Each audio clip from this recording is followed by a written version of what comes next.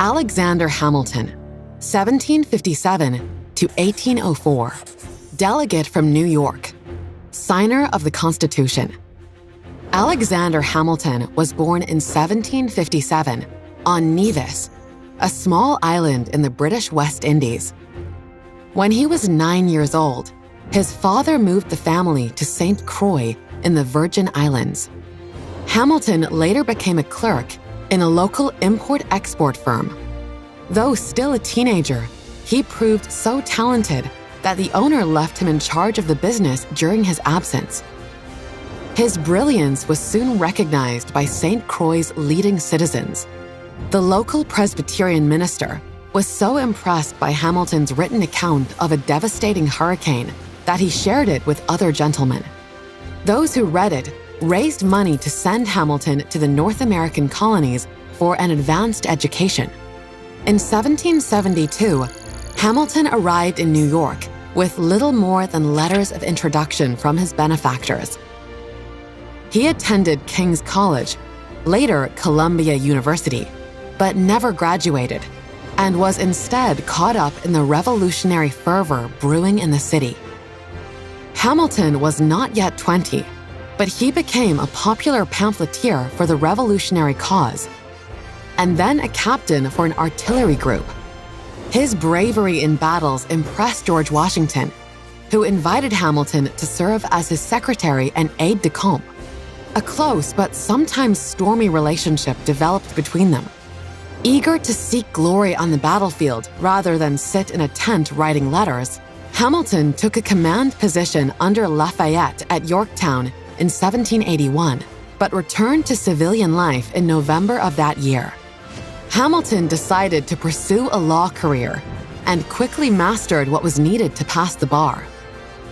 Even before the victory in the war, Hamilton had shared a vision of America's potential, believing that if it pursued the right policies, the new country could quickly rival Britain economically and gain Europe's respect. What was lacking, he believed, was a strong central government empowered to regulate and encourage the nation's growth.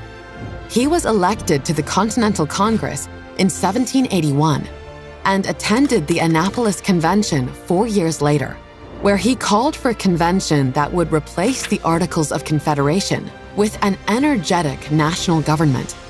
In 1787, Hamilton was one of 3 New York delegates to that convention in Philadelphia. In June, he spoke for 6 hours in a debate, dismissing a simple revision of the Articles, but also insisting that the Virginia Plan did not go far enough as a blueprint for a new government. Instead, he proposed his own plan, a bicameral legislature with power to pass all laws, a House elected by the people for 3 years, a Senate elected by electors from electoral districts to serve for life, and a solitary executive who would serve for good behavior. But in offering so radical a design, he would forever be tarred in some circles as a monarchist. Frustrated and perhaps hurt by the negative response to his speech, Hamilton informally left the convention and resumed his law practice. But despite his disappointment, he later returned and put his signature on the Constitution. He went on to campaign vigorously for ratification, collaborating with John Jay and James Madison to write essays in defense of the Constitution. Hamilton contributed 51 essays, Madison 29, and Jay 5. Known collectively as the Federalist Papers, they stand today as the best justification for the U.S. Constitution ever composed. In 1789, President Washington chose Hamilton to be his Secretary of the Treasury.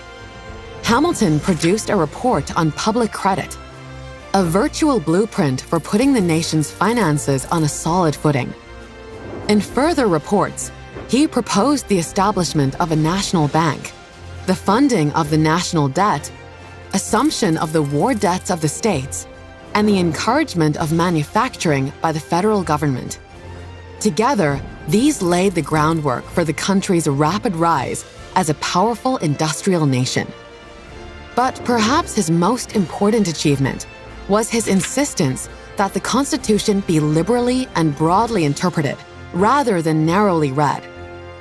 In 1804, Hamilton was shot in a duel by his political rival Aaron Burr. Hamilton died from his wound on July 12th, aged 47.